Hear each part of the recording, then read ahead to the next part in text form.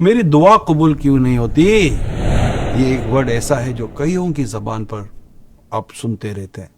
میری دعا قبول کیوں نہیں ہوتی، میری دعا قبول کیوں نہیں ہوتی، میری دعا قبول کیوں نہیں ہوتی. آپ کیسے کہہ سکتے ہیں کہ میری دعا قبول نہیں ہوتی؟ تو قبول ہوتی ہے. ہاں، بات اصل میں یہ ہے کہ آپ نے جو چیز مانگی وہ کیوں نہ ملی. یہ ہے. تو اس میں کیا یہ کہیں گے کہ اللہ میری دعا قبول نہیں کرتا؟ نہیں، یہ جملہ درست نہیں ہے. آپ کے والد صاحب آپ کی کتنی نگہداشت کرتے ہیں، آپ کا کتنا خیال رکھتے ہیں، آپ کی کتنی ضرورتوں کو آپ کے والد صاحب پورا کرتے ہیں. لیکن آپ اپنے والد صاحب سے ایک ایسی چیز مانگتے ہیں جو آپ کے والد صاحب کو پتہ ہے کہ یہ چیز آپ کے حق میں بہتر نہیں ہے. آپ کے والد صاحب آپ کو منع کر دیتے ہیں یا آپ کے والد صاحب کو نہیں دیتے. تو کیا آپ یہ کہیں گے کہ میرے والد صاحب میری کوئی بات نہیں مانتے، میرے والد صاحب مجھے کوئی دیتے نہیں ہیں؟ یہ بات آپ کے والد صاحب کو کتنی بری لگے گی. اچھا، اس بات کو ایک مثال کے ذریعے سمجھتے ہیں. ایک بادشاہ کے بارے میں بڑا مشہور تھا کہ اس سے جو مانگو مل جاتا ہے. تو ایک کسان اس بادشاہ کے پاس گیا کہ چلے اسے مانگتے ہیں.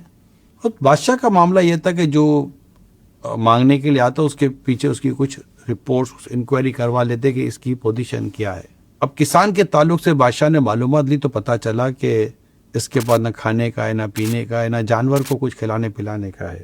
تو ٹھیک ہے، اس کی ضرورت پوری کریں گے. جب کسان کی باری آتی ہے مانگنے کی تو بادشاہ کہتا ہے بادشاہ صاحب سنا ہے آپ سے جو مانگو آپ دے دیتے ہیں. کب بولو کیا چاہیے تمہیں؟ مجھے ہاتھی پالنے کا بہت شوق ہے. ہاتھی ملے گا؟ بادشاہ کہتا ہے آپ باہر جا کر میرے لوگوں سے رابطہ کر لیں. باہر گیا تو باہر اس کو کچھ کھیتی باڑی کا سامان دے دیا گیا، کچھ ہل وغیرہ اور اس طرح کی چند چیزیں دے دی گئیں. اگلا کہتا ہے یار میں نے تو سنا تھا بادشاہ کو جو مانگو بادشاہ دیتا ہے، ہاتھی مانگا تھا یہ کیا دے دیا؟ تو بادشاہ سے پوچھا گیا تو بادشاہ نے کہا کہ میں اسے ہاتھی کیسے دوں جس کو اپنے جانور کو کھلانے کے لیے چارہ نہیں، اپنے بچوں کو کھلانے کے لیے اناج نہیں، وہ ہاتھی کو کھلائے گا کہاں سے؟ تو اس کو میں نے کھیتی باڑی کرنے اور روزی روٹی کمانے کے لیے سامان دیا ہے تاکہ پہلے خود کھائے، اپنے بچوں کو کھلائے، جانوروں کو کھلائے، تو اس کے بعد دیکھتے ہیں اس کو ہاتھی دینا ہے کہ نہیں دینا. ایک بادشاہ جو کسی کے حالات کو جانتا ہے اس کو پتہ ہے کہ اس کو کیا دینا ہے کیا نہیں دینا. اللہ پاک کو نہیں معلوم کہ ہمیں ہمارے حق میں کیا بہتر ہے، ماں ہو یا باپ ہو.